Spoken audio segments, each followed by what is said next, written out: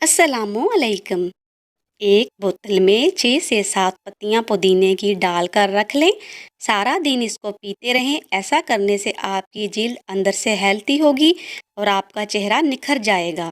Number 2, महंगे face wash इस्तेमाल करने के बजाय अपने चेहरे को रोज़ाना दही में सिरका मिलाकर लगाने से सारी गिरदोगुबार उतर जाती है और धूल मिट्टी से आपका चेहरा एकदम साफ़ हो जाता है। और अगर पिंपल्स और फ्रैकल्स का मसला हो तो भी चेहरा इसी से साफ़ हो जाता है, चेहरे में चमक पैदा होती है।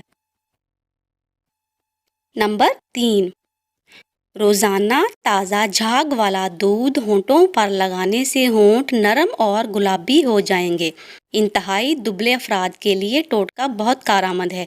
किसी भी वक्त 4 केलों को कुचलकर थोड़े से दूध के साथ खा लें और बाकी बचा हुआ दूध भी ऊपर से पी लें।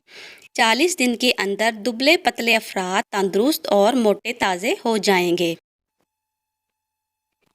टोटका नंबर 4, हफ्ते में 2 बार मछली ज़रूर खानी चाहिए। ऐसा करने से ख़वातीन के बाल चमकदार और काले हो जाते हैं।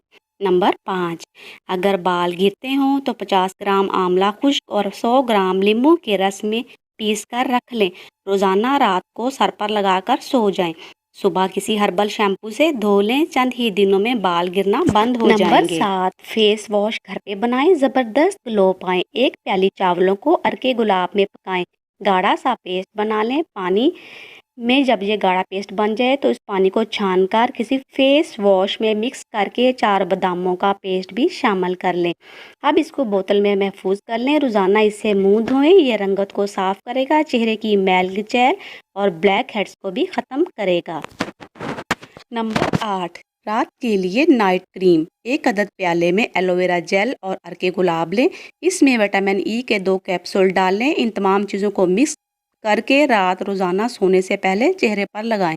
सुबह चमकती हुई नरम और मुलायम जिल्द के साथ उठें। उम्मीद करती हूँ आपको वीडियो पसंद आई होगी। लाइक कर दीजिएगा, चैनल को सब्सक्राइब और बेल आइकन को भी प्रेस कर दीजिएगा। Thanks for watching.